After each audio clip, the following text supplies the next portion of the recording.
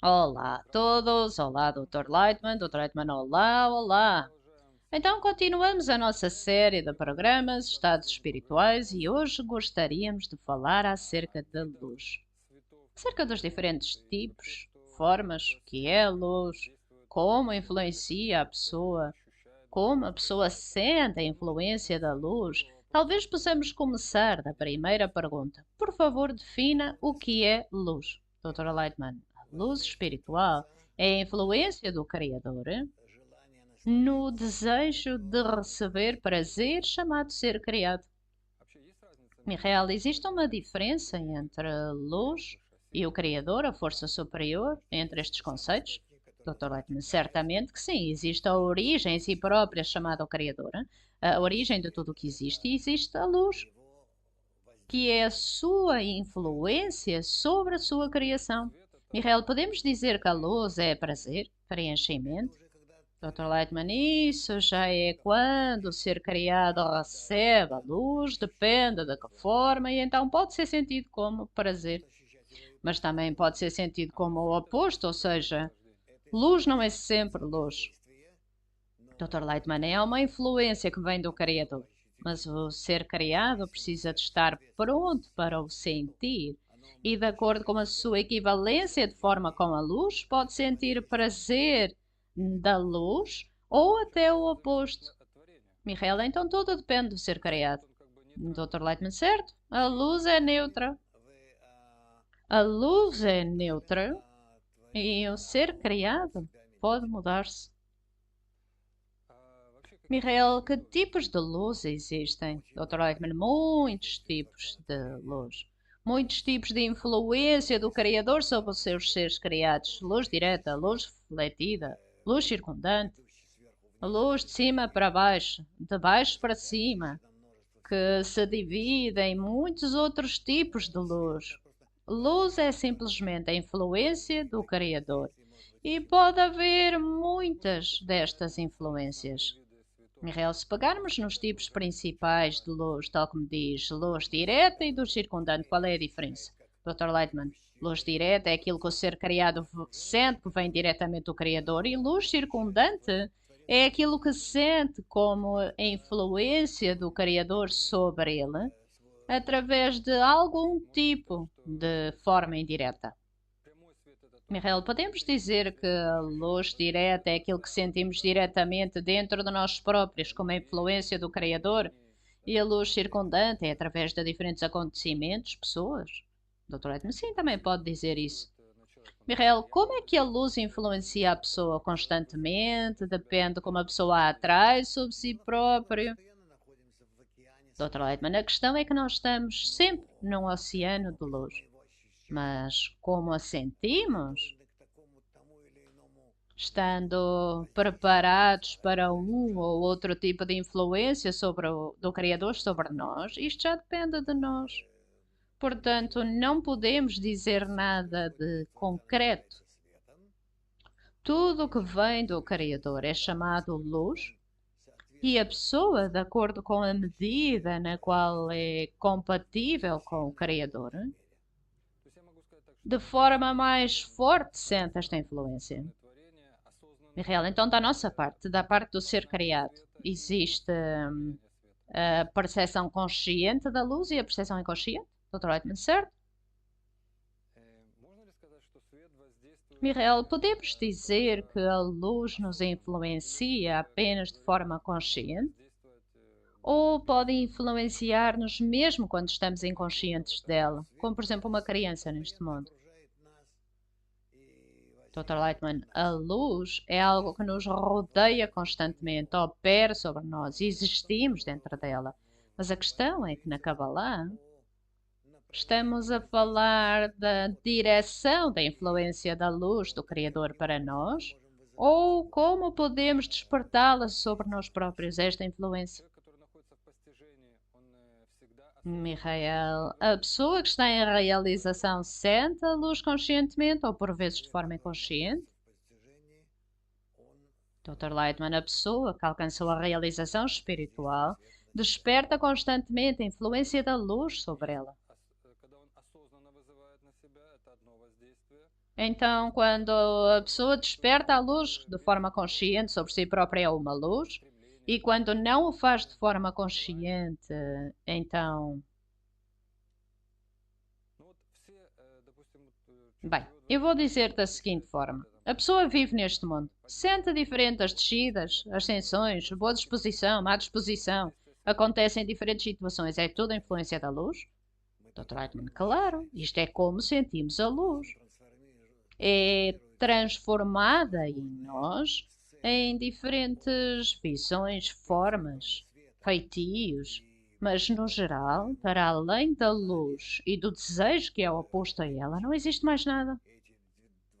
E estas duas qualidades opostas, a luz que é o desejo de doar, de preencher, e o desejo oposto de receber, estas duas qualidades, positiva, negativa, podemos chamar-lhes, na verdade, são as únicas que existem na natureza e a sua combinação é vista por nós como diferentes objetos na natureza. Israel, estou a tentar compreender qual é a diferença entre uma pessoa que alcança esta luz diretamente e uma pessoa que, como que luz circundante opera nele. Qual é a diferença? Dr. Lightman, a questão é que uma pessoa normal sente-se, em alguma medida, receptora da luz que preenche determinadas influências nos níveis inanimados, vegetativo, animal, humano, que aparecem nele, e entre isto existe. Ou seja, a pessoa que se elevou à sensação não do resultado da luz, mas a origem em si própria, para além do inanimado vegetativo animal e da natureza à volta dele, também sente as luzes. Ou seja, a influência dele próprio e da natureza de uma ordem inferior. Mas então é uma diferença porque a pessoa sente a origem, a razão pela qual existe e não apenas os seus resultados? Dr. Lightman, certo? E isto dá-lhe satisfação, prazer? Dr. Lightman é do desejo de alcançar o sentido da criação, a origem da criação, o Criador em relação à criação, etc. Michael, o que eu estou a tentar entender é de forma qualitativa qual é a diferença entre uma pessoa que alcança a razão pela qual tudo acontece à volta dele, todos os acontecimentos, catástrofes ou coisas boas, e uma pessoa que simplesmente vê os resultados de tudo isto. Ele também experiencia os resultados nele próprio. Portanto, ok, tudo bem, eu sei qual é a razão. O que é que isto que me dá? Para além de prazer, de leite, que sei que esta é a razão. Dr. Lightman dá-lhe a capacidade de alcançar o propósito da existência, o sentido da vida e de mudar o sentido. Michael, atrair a influência da luz circundante para de alguma forma entender o que se passa é possível fazê-lo através dos textos das fontes? Como incrementar a influência da luz sobre a pessoa? Dr. Lightman, isto é algo que pode fazer ao corrigir o seu ego para uma forma mais altruísta. Ou seja, para o altruísmo. Bem, principalmente, a condição principal é amar o seu próximo como a si próprio, que é o objetivo de tudo. E, portanto, na medida em que a pessoa se aproxima disto, começa a sentir a força superior que governa tudo. Na real, então, a luz tem qualidades altruístas. Dr. Lightman, certo? E para senti-la no nosso mundo, de acordo com a lei da equivalência de forma, precisamos de implementar esta qualidade altruísta em algo fora de mim. Suponhamos noutra pessoa. Dr. Whiteman, certo? Michael, e nessa medida começamos a senti-lo. Dr. Whiteman, sim. Começamos a sentir a luz. Michael diz que o grupo é uma lente que foca a luz. Qual é a relação aqui? Dr. Lightman, por forma a começarmos a sentir a natureza como ela realmente é e o Criador como a sua origem, para isso precisamos de nos elevar acima do nosso ego, por forma a ter a capacidade de nos elevarmos acima do nosso ego. Precisamos de determinadas forças, determinados meios para nos elevarmos acima disto. E para isto existe a oportunidade de nos reunirmos num grupo e, junto com o grupo, tentar ascender. Antes de mais, no grupo, podemos ver quão egoístas somos à medida na qual precisamos de nos mudar do desejo de receber, de ser egoísta, ou, pelo contrário, diminuir, anular-nos, subordinar-nos ao grupo. Muitos cabalistas, praticamente todos, escrevem acerca disto. E isto é como a pessoa pode diminuir o seu ego, desenvolver nela qualidades semelhantes às qualidades do Criador e elevar-se. Elevar-se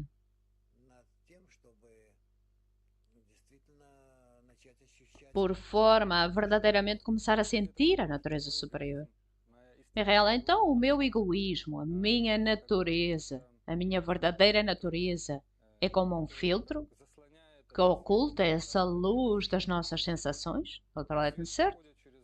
É real, então, a luz passa através desta prisão egoísta, a minha natureza egoísta, e não podemos senti-la diretamente, mas apenas de forma indireta, como resultado.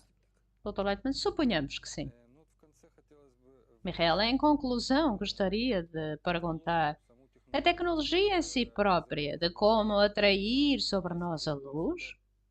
Eu li nos textos das fontes que Bala Sulam escreve na introdução ao item, o item 155 da introdução ao estudo das 10 Sefirot.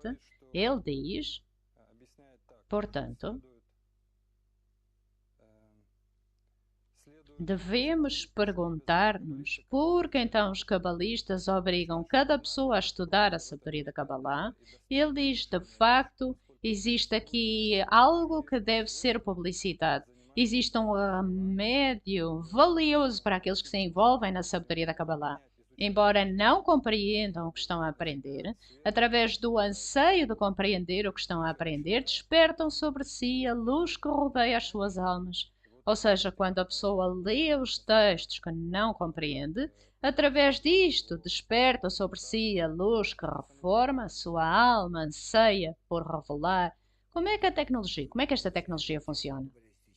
Dr. Lightman, quando estudamos textos cabalísticos, eles falam acerca da estrutura da alma e acerca da estrutura de todo este sistema das forças espirituais.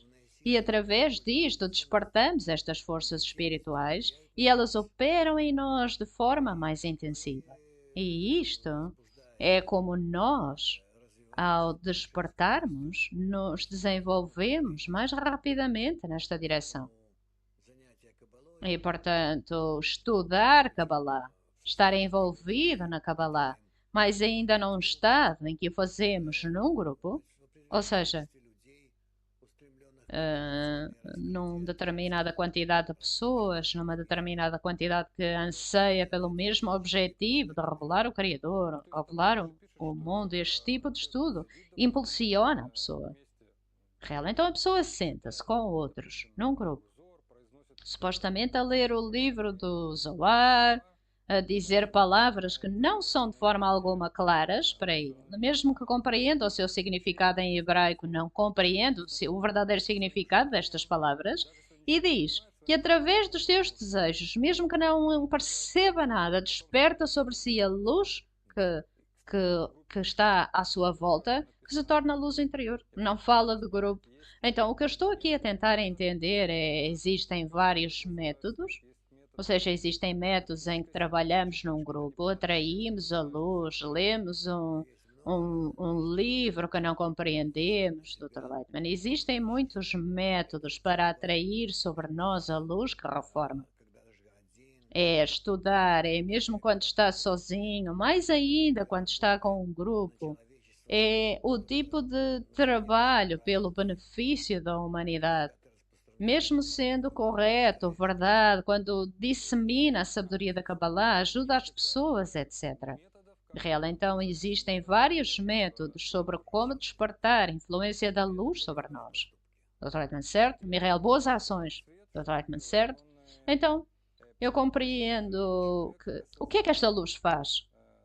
Dr. Eichmann, traz à pessoa o reconhecimento do mal de sua natureza egoísta. É a primeira coisa que faz.